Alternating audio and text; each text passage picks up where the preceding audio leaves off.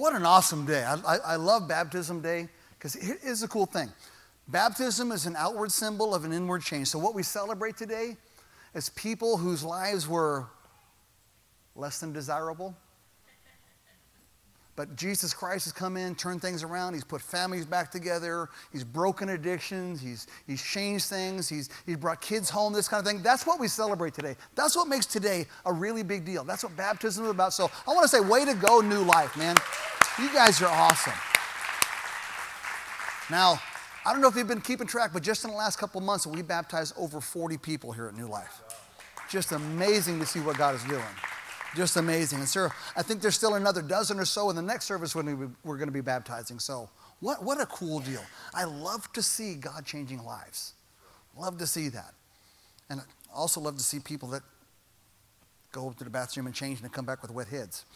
But anyway, I just mess with you guys. All right, so a lot of cool stuff happening. You know, the holidays are on top of us. Election day is Tuesday. Yeah, whatever. But you know what? Regardless of what happens, we're going to be fine. We're going to be okay.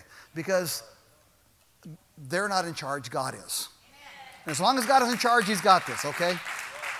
And the good news is, doesn't matter who you vote for, we all still get to go to heaven. And so it's all good. So that's coming. Of course, Thanksgiving is coming up. That's a really good. I don't know if you realize that we are the only nation on the planet that actually has a holiday set aside to give God thanks. Isn't it great to be part of a nation that does that? One nation under God. That's just the coolest thing. And so that's really cool. Now, hey, the guys had their event last night. Super good. Had a great time. Ate ridiculous amounts of food. Some of these guys, you need to be careful because I watched them eat like 4 servings of beans last night.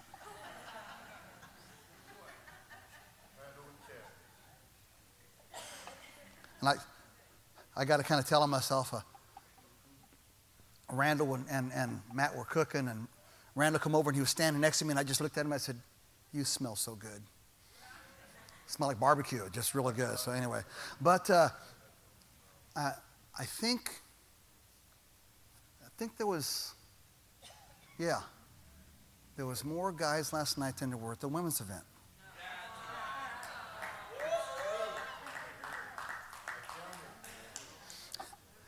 I've even had some, and it's funny when somebody tells you it's not a competition. They're admitting defeat. That's what they're doing, But so way to go, guys, man. It was just awesome. Way to go. So, and you say, well, that's not about the competition. I know, but it just makes it so much more fun because we won, But anyway, so I know that I'll hear about that later. You guys pray for me because I got to go home. Anyway, all right. So now, you know what? I have not been this excited to share something in a long, long time. I am just super pumped up about this. So this morning, I really rarely talk about this, but this morning we're going to talk about killing lions. We're going to talk about killing lions. Now, this isn't some animal lover kind of. Don't get your feelings hurt. It's metaphorical, right? You guys get this? So when we're talking about killing lions, here's the deal. All of us face things in our life that roar against us. Isn't that true?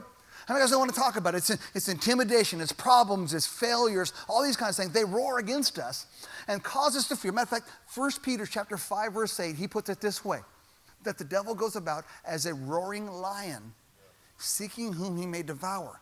Traditionally, people run away, but I want you to know that you are a lion killer. So don't run. Let's face these things that we're afraid of, and let's just see what God can do. Okay, now to kind of get this started, anybody remember what you wanted to be when you grew up? Remember that? Yep.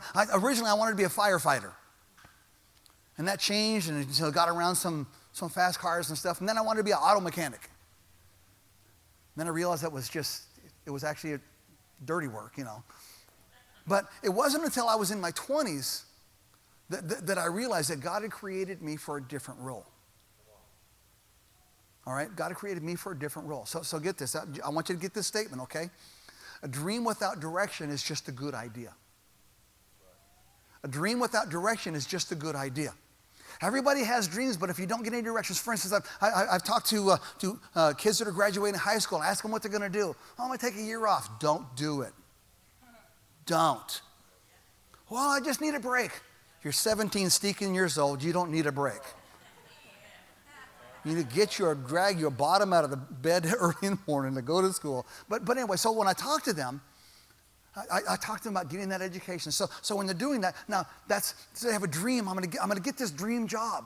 Well, it requires education. It requires that you're doing good in high school so you can get some scholarship. It requires you applying for some grants. It requires that you don't take any bonehead classes, that you get the real ones, right? Because a dream without direction is just a good idea. And so I realized that God created me for this different kind of role, but I didn't have any direction. So when we ask ourselves about, we are they, but maybe a better way to look at this is, do you know who you are supposed to be? Do you know who God made you to be, right? Okay, so thinking about this just a little bit, right? Now, when I was a boy, I got easily distracted. Anybody else have a short attention span besides me? The teacher would be talking and something would happen out the window. So I was distracted by the bright lights, like, ooh, squirrel, But when I became a man, I got a lot more focused on the right kind of fight and how things are supposed to be. And it's not really an age thing. It's actually an attention thing. Now I hear people make these kind of statements. They say, you know what? Be true to yourself. That's great, but do you know who that's supposed to be? Because we're living in a culture that tries to make you conform to be like somebody that you're not. And so if we are they, we're going to have to know who we are supposed to be. This making sense now? And so that's kind of where I'm going with this. So knowing who you're supposed to be. And now if I ask you, who are you? So you might share some personal information. You might say, well, here's my family. You might even tell me what you do. But I don't think you understand the question, okay? So when thinking about this, the real question, Psalms 139 and verse 17, here's what David said. Psalms 139 verse 17, he said, how precious are your thoughts, O God. How vast is the number of them. Were I to count them, they would outnumber the grains of sand. So here's what I'm saying for you and I. You are more than who you're related to. You are more than what you've done. You're more than where you've been, because God created you with a divine purpose in mind. And here's what I want you to get. This is so important. I want you to believe that you are a lion killer. Those lions that roar against you, God didn't mean for you to run away and hide from the stuff that roars against you. God meant for you to face those lions, not just simply be brave, but for you to kill those things once and for all, so you could finally get past the stuff that is holding you back, right? Now, so you're more than that. Now thinking about this a little bit, so maybe the better question from Psalms 139, instead of who are you, what was God thinking when he thought of you? Now, you can ask that in a really dumb kind of way. What were you thinking? That's not what I mean. What I'm saying is that God had a thought in mind. You were God's idea. Your life is God's idea. That's his plan. And so obviously you're more than the information that's on your driver's license, more than who you're related to, more than what you've done or where you've been. You are more than that. You were made to kill lions, right? Now, and again, those lions, it's not just the real actual lions, but it's the stuff that keeps us stuck, the stuff that is in our head. It's the battles that we can't win. It's the insecurities, it's the anger, it's the bitterness, it's the unforgiveness, it's the failures and the fears. Those are the lions that roar against us, that keep us huddled up and afraid to make a move. And that's what I'm telling you today. It's time for you to kill those lions. You guys still with me? Yeah. How many of us have lions we need to kill? You guys know what I'm talking about. We got that stuff that just kind of goes against us. Now, so I am pretty sure that you're made to kill lions. Now when we talk about this, we have this conversation, and I tell you, okay, man, you're a lion killer. We're going to have a real conversation. Say, Pastor Dave, dude, I can't see myself killing a lion. You're right. I can't imagine taking you up to Fresno, Chaffee Zoo, tossing you over the fence, say, hey, see how it goes. Go. You know what we call that? Lion poop. It's just, it doesn't work out. But so I know that. So basically, I didn't know. I knew what God's plan was for my life, but I didn't know how to fulfill it. So what I need to kill the lions in my life is, in order for me to figure out who I am, I need to get around some other we's. You get that? Okay, so I might know that I was made to kill lions. I might know that that's God's plan. But if I don't learn how to kill those lions, the lions are going to end up killing me. This is just so important, guys. So important. All of us, we have stuff in our life that anybody avoid issues? You know what I'm talking about? You know, if somebody brings something up, you're like, well, let's not talk about that. But see, we avoid these things. But in order for me to kill those lions, I have to realize the importance of this battle is I have to kill them before that kills me. Do you guys understand this? There's stuff in your life, if you don't one day get that under control, it's going to be disastrous. You know that. And that's really what I'm talking about now. And so here's it. I got this, I borrowed this from Rick. This is a lion killing tool. No, for reals. This is for real. This is from Africa. And these young African warriors, this is what they would use to kill lions. This is the real deal. So here's how this works. I'll pick somebody out and say, hey, Ernie, I'm going to toss you this. Here you go. Go kill a lion. Like, shut up. I mean, how many guys don't get it? If I handed you this, think you could kill a lion? You could, Irene?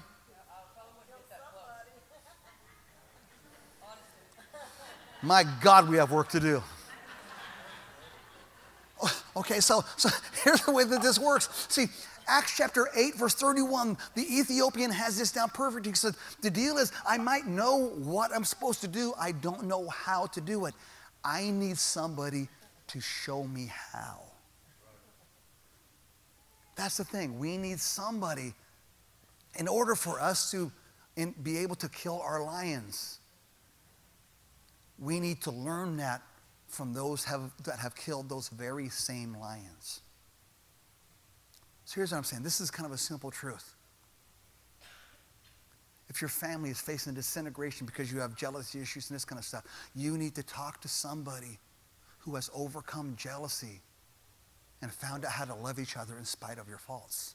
See what I'm saying? See, we learn how to kill our lions from those that have killed the very same lions.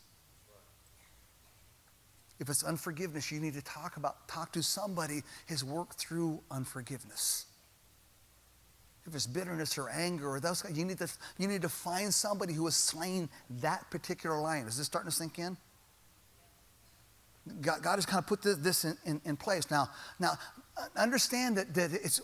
I think we've kind of built this as a one-way street where we're kind of raising up a generation that thinks that they're supposed to get all the stuff that everybody else has. It's like a young couple gets married and they say, well, we need to have all the nice furniture like mom and dad in the house and the cars. And they get themselves, in debt up to their eyeballs and can't pay anything. And they're always at work and they can't work on their relationship. And the kids don't have any time, so they go crazy and all this kind of stuff. And they end up beating each other to death. Why? Because they didn't understand that you have to go through the agony before it gets the payback. See, so it's not a one-way street. This whole thing, this lion-killing issue, you can't have that victory until you pay this price. That's what the lion killers share with us. And in order to face the lion, here's what I had to do. And so many times we just toss them the tools and say, good luck. And they go, I don't know what happened. I don't know why you failed. Seriously? You see what I'm saying? So the lions that we don't learn to kill, my friends, you already know this, they'll end up killing you.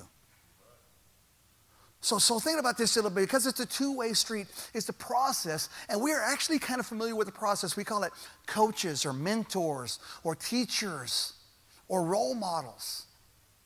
We're familiar with the process, and it's a two-way street. Here's how it plays out in Scripture. Watch this. In 1 Kings chapter 19 and verse 19, here's what it says. So Elijah went from there and found Elisha, the son of Shaphat. The old guy went and found the young guy. Don't you like that? The old guy went and found the young guy. He was plowing with 12 yoke of oxen, and he himself was driving the 12th pair.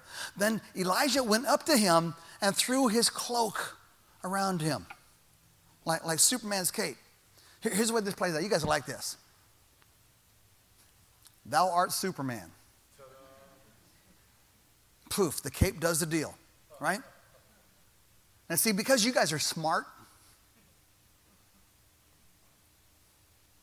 Okay.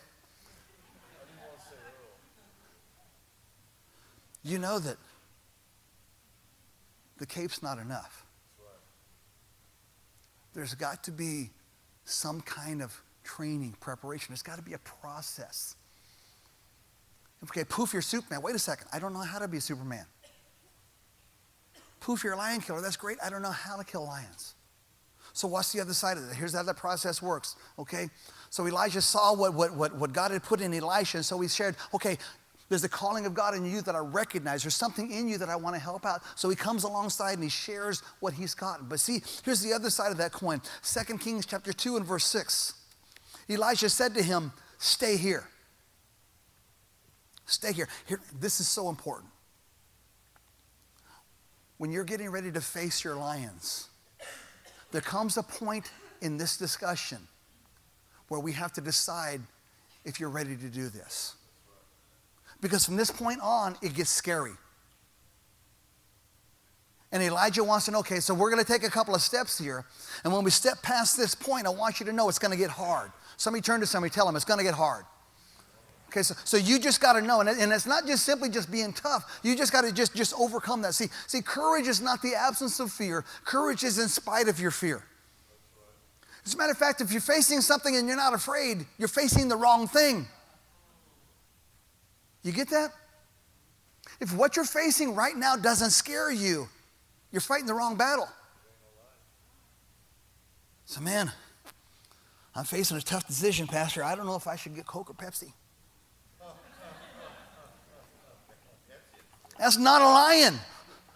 You see what I'm saying? So they get to this place. He goes, stay here. If you can't cut it, stay here. If you're not in this, just stay here. The Lord has sent me to Jordan. And then he replied, I love this. As surely as the Lord lives and as you live, I will not leave you. I'm in this to win it. I need to learn how to kill the lions in my life because I'm tired of running. I'm tired of being afraid. I'm tired of bowing out. I'm tired of not being who I'm supposed to be. I need to learn how to do this. I've got to learn how to kill the lions. And I love the end of this. It says, so the two of them walked on. Man, that is so awesome. God has created divine partnerships. Not just you and your homies. That's not what I'm talking about.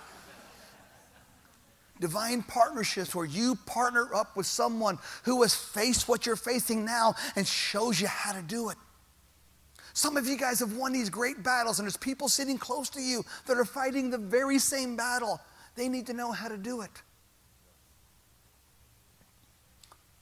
To kill lions, instead of leaving, we need to chase after the lion killers.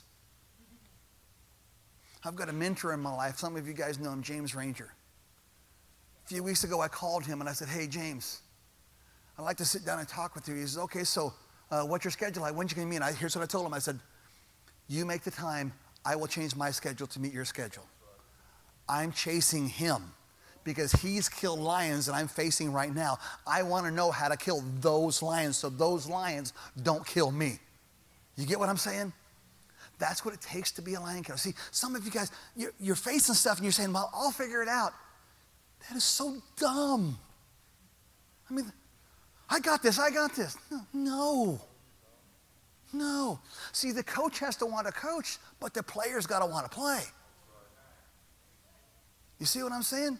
So if we're going to raise up a generation of lion killers, we're going to have to learn to listen to the lion killer stories. Okay? The stories of where God's power showed up, and the only way you can believe it is through the shadow of the cross.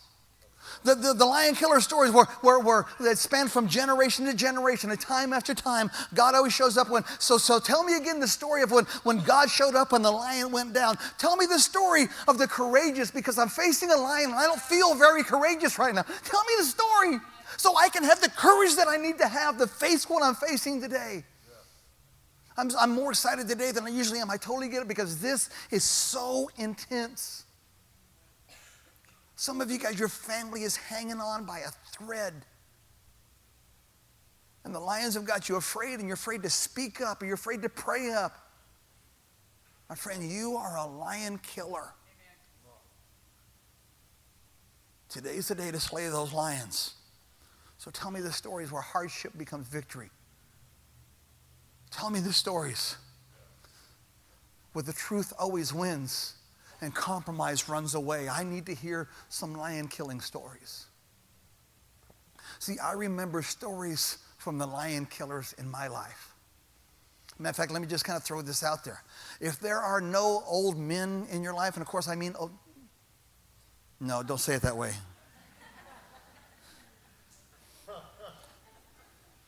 Help. If there are no godly, awesome women in your life, is that a good save? Is that a good save? But seriously, if there's no old men in your life, one of two things. Either you haven't paid attention and they got frustrated and they left, or you're one of them. I'm the old man now. Keep your jokes to yourself. I have people that will hunt you down and kill you. In Jesus' name. But I remember the stories from the old men. I remember Pastor Andrews telling me, it doesn't matter how you feel. You do what you're supposed to do anyway. Kill that lion. I remember the lion killer, J. Ray Cramp, an old guy, tough as a boot. And he would say, preacher, you need to do what it takes to answer the call of God in your life. He did just like that too. I've been practicing. Lion killer. I remember Pastor Bill Donahue, awesome guy, put his hand on my shoulder and said, young man, be faithful. Always be faithful. I remember Bishop Norman Fortenberry. Some of you guys know him. He would say, young man, don't worry about the critics. You do what God wants you to do, and God will take care of the critics. Lion killer. Show me how to kill the lions. I remember George Henson. Not a preacher, just a boss. Cool guy. He said, boy, don't sweat the small stuff. He said, besides, they can't eat you. That's against the law. Lion killer. One of my favorites is Brother Wickwear. He was knelt down at an old-fashioned altar, and as I passed by, he patted me on the leg. I said, kneel down right here, young man. Pray with me for a while. And I knelt down next to him, and he taught me how to pray and kill lion after lion after lion. My friend, you're a lion killer. You need to kill the lions before the lions kill you. And the way that you learn to kill the lions is you need to kneel down next to a lion killer and have him tell you how to kill that lion. And my favorite, Delmas Morris, walked up to me one day, threw his arms around my neck, and said, you're not just my pastor, you're my friend. They love me enough to help me, and I love them enough to listen. Any lion killers in the building?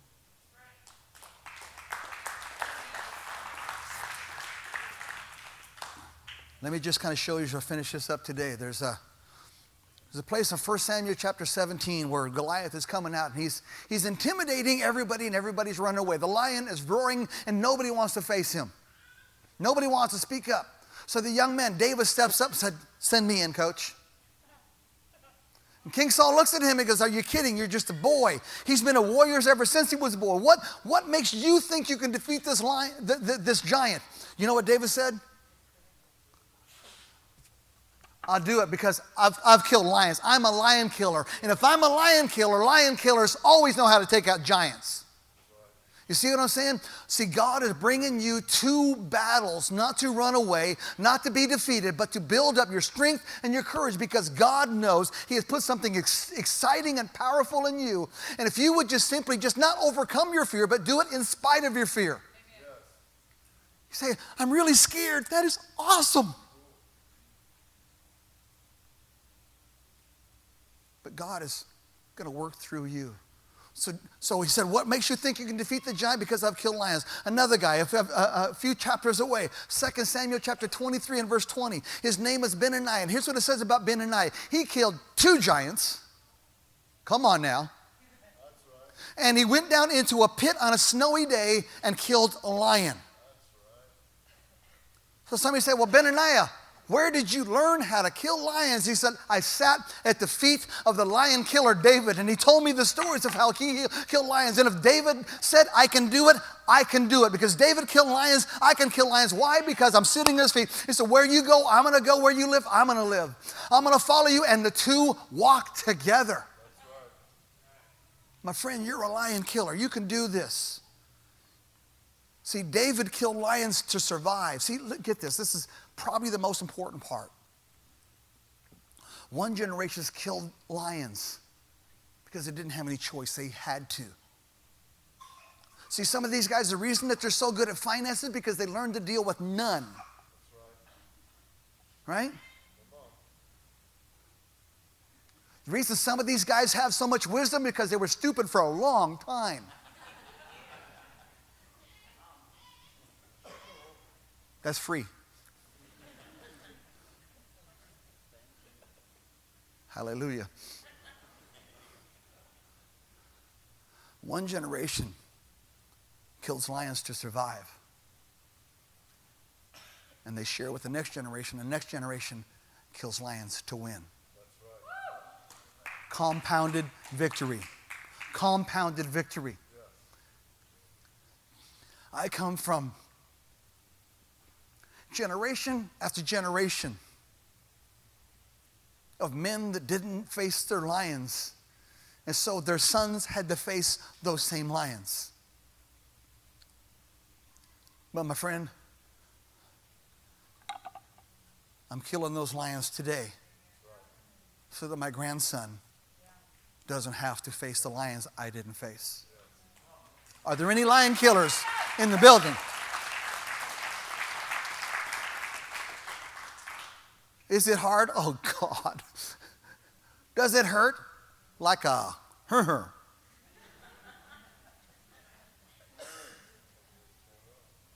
I guess I should explain how this works, right? This is the real deal. This is actually from an African tribe, from a young man that actually used this to kill lions. Because the lion would roar against the young man, and he would take this and he would shove it in the lion's mouth. See, that's close. Yeah, it is. What if I miss? Lion poop. The lion's jaws lock on the ends, and the lion's jaw is locked open. And the young man takes a spear and slays the lion. He said, man, he's really brave. No, he's scared. There's no such thing as that brave. I guess there is, but I think that when you look in the dictionary, it's under S. You know. But see, here's the deal. I need the next generation to kill lions, not simply to survive. I mean, isn't that what we want for the next generation? Don't we want the church to be better than it's ever been? Don't we want our kids to have a better life? Not more stuff, but a better life. Don't we want the next generation to be stronger than we were? Don't we want them not to make the same mistakes that we made over and over and over again? I want to raise up a generation of lion killers that don't kill lions to survive, but they kill lions to win. You are a lion killer. So let's just finish this up.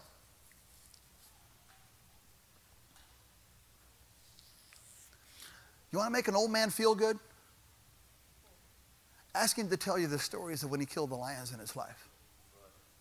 You want to make a young man feel good? Tell him that he too can kill the lions in his life. You see, if you can look through the old man's eyes, the old man gets to run again through the young man's strength. Come on, you guys. It's time you kill those lions. It's time you quit running away and being afraid and feeling like you failed and feel like there's no way back. It's time you quit beating yourself up.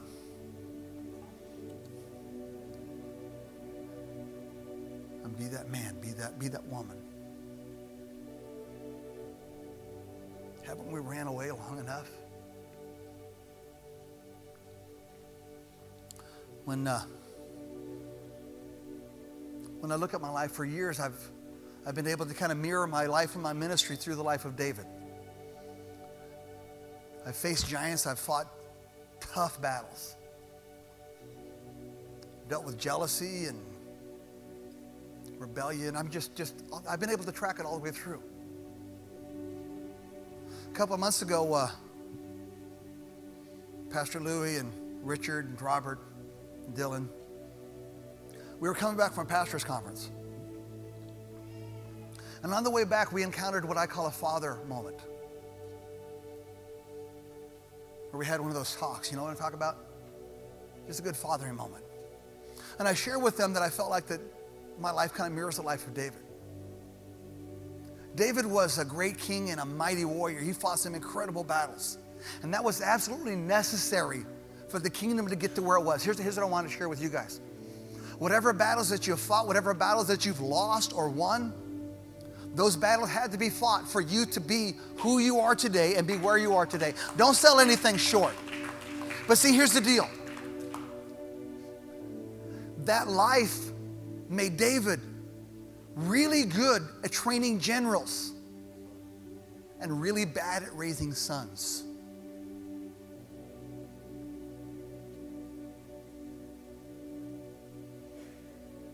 So I told those guys, I'm sorry. I didn't mean to teach you to be generals. I apologize. Because I really should be making you my sons. See, generals are sent, sons are celebrated.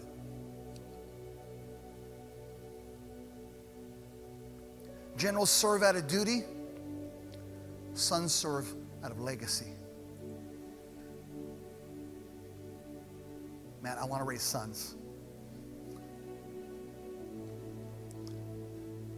I want to be mighty men. I want them to be strong men. I want them to be lion killers.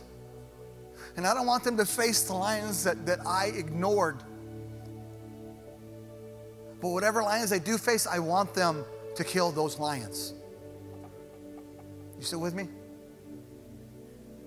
See, some of you here today, you face lions and you've done okay. I mean, you won the battle. It wasn't pretty, but you won.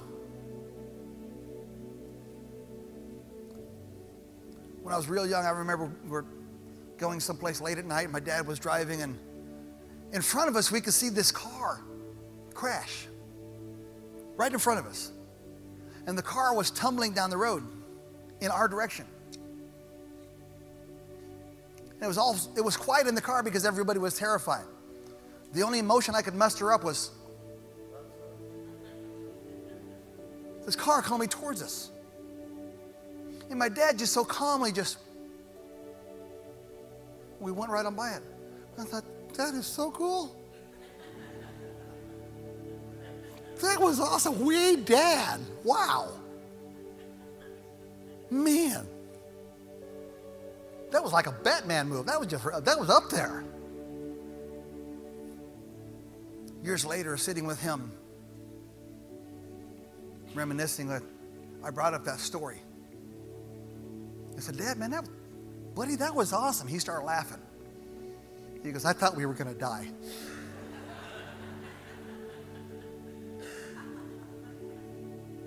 He said, I was scared to death. I just made a move and it just happened to work. See, look, you faced battles, you won. Maybe it wasn't pretty, but you're here. You're here. And the reason you're here today is you've already killed a bunch of lions. You know what this is. You know what it is to kill lions. You've been there. You get it. And there's some that you're facing that you're afraid of. Today's a good day to kill lions. Remember the Superman's cape thing? You know the cape doesn't kill lions, right? Poof, you're a lion killer. You know what messes up Superman?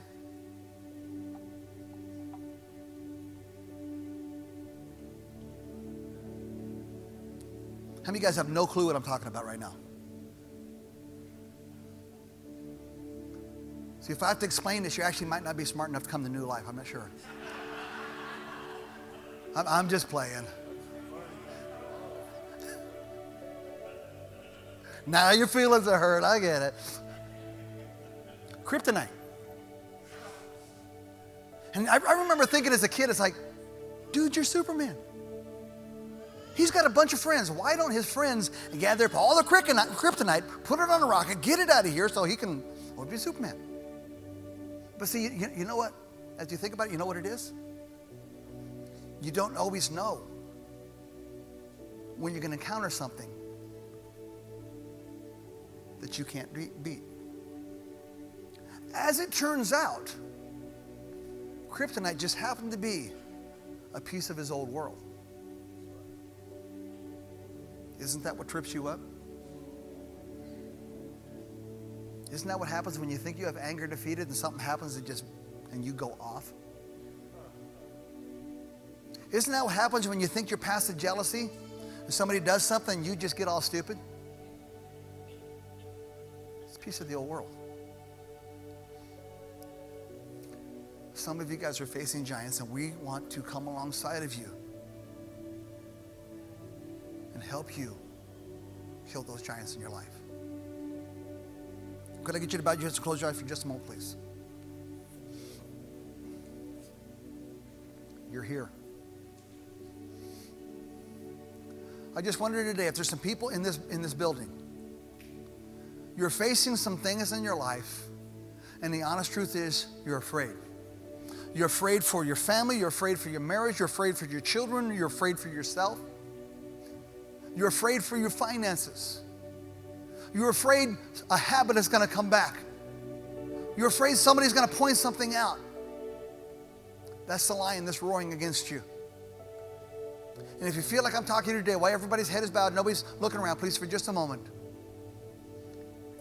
If you feel like this is describing you today, just slip your hand up real quick and right back down. Thank you, guys. Thank you. Thank you. Thank you. Thank you so much. See, the enemy of your soul is trying to tell you you can't win. But I want you to know that God is on your side and you can't lose. Today's a good day to kill those lions. Anybody else? One last time. You just feel like this is straight to you today. Say, you know, Pastor Dave, this is me all over. Raise your hand real quick. Come on. Thank you, guys. Thank you. Thank you. Thank you. Could you stand today?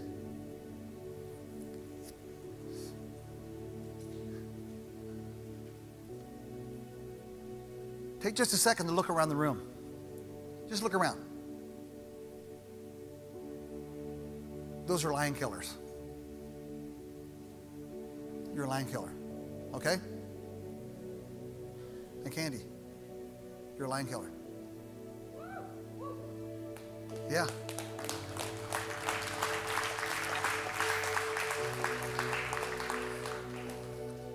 Tessie, they fight hard. They fight hard, right? You hear them roar? You're a lion killer. Any lion killers in the building? Come on now, you know what I'm talking about.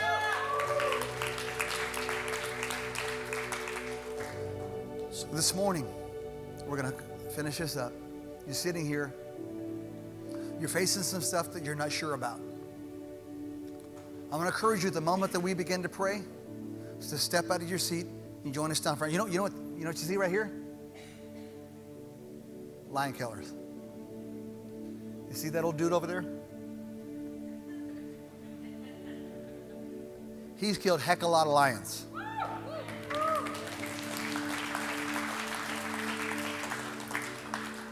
You want to know how to kill lions? He's probably killed them all. I'm a hero. So what do? You join forces with another lion killer. You say, I'm scared. I haven't done this very well. I've been struggling. I haven't said anything to anybody, but I'm worried. I'm scared about me. Anybody ever do that? With the stuff going on, you haven't told anybody, but inside, you know, I'm shaking. You need to pray with a lion killer. Okay? You guys feel challenged this morning? I'm looking at like a couple hundred lion killers here. This is awesome. You can't lose. So, Pastor Dave, I've been beat up a few times. Welcome to the stinking club. Man, I haven't done it very well. You see this wrinkled forehead?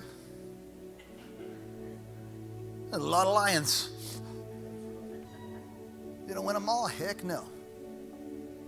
But I'm still here. You're a lion killer. So the moment we begin to pray, I want you to respond, okay?